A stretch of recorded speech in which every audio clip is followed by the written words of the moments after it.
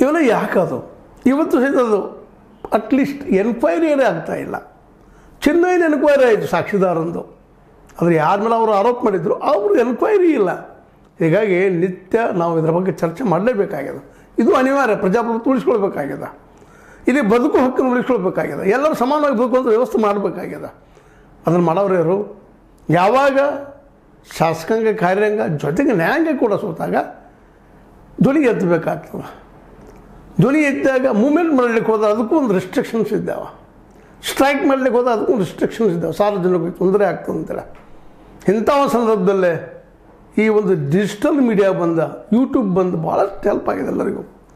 ಸಣ್ಣ ಸಣ್ಣ ಪತ್ರಿಕೆ ಪ್ರಿಂಟ್ ಹಾಕೋದು, ಮಾಡೋದು, ಹಾಕೋದು, ಹಚ್ಚೋದು ಕಷ್ಟದ ಕೆಲಸ ಅದ ಇವತ್ತು.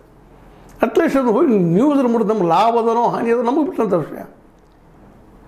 ಆದ್ರೆ ಅಲ್ಲಿ ನಡೆಯುವ ಅನ್ಯಾಯಗಳನ್ನು ಈ ಮೂಲಕವಾಗಿ ಹಂಚಿಕೊಳ್ಳುವಂಥ ಒಂದು ಅವಕಾಶ ನಮಗೆ ಯೂಟ್ಯೂಬ್ನಲ್ಲಿ ಸಿಕ್ಕದ, ಇನ್ನೊಂದು ಡಿಜಿಟಲ್ ಮೀಡಿಯಾದಿಂದ ಸಿಗ್ತಾಯಿದೆ. ಅದಕ್ಕೆ ನಾವು ಹೆಮ್ಮೆ ಪಡ್ತಾ ಇದ್ದೀವಿ. ಯಾಕಂದರೆ ಈ ಪ್ರತಿಭಟನೆಗಳಿದ್ದಾವಲ್ಲ ಇವುಗಳನ್ನು ಮುಚ್ಚೊಂದು ಕೆಲಸ ಇವತ್ತು ನಡೀತಾ ಇದ್ದಾವೆ.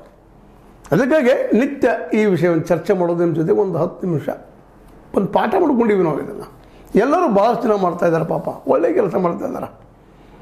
ಅದರಲ್ಲೂ ಮುಖ್ಯವಾಗಿ ಫುಲ್ ರ್ಯಾಂಪೇಜ್ ಭಾಳ ದೊಡ್ಡ ಕೆಲಸ ಮಾಡ್ತಾಯಿದ್ದಾರೆ. ಅವರು ತಮ್ಮ ಜೀವನ ಒತ್ತಿಟ್ಟು ಸತ್ಯಗಳು ಕೆಲಸ ಮಾಡ್ತಾಯಿದ್ದಾರೆ. ನಾವೆಲ್ಲ ಗೌರವಿಸ್ಬೇಕಾಗ್ತದೆ ಅಂಥವ್ರನ್ನ. ಯಾಕೆಂದ್ರೆ ಇನ್ನೂ ಕೆಲವೊಂದು ಇದ್ದಾರೆ, ಸುಂಡಿ ಅಂತೇಳಿ ಇನ್ನಷ್ಟು ಕೆಲವೊಂದು ಮೀಡಿಯಾದ ಜನ ಇದ್ದಾರೆ, ಭಾಳ ಹೋರಾಟ ಮಾಡ್ತಾಯಿದ್ದಾರೆ.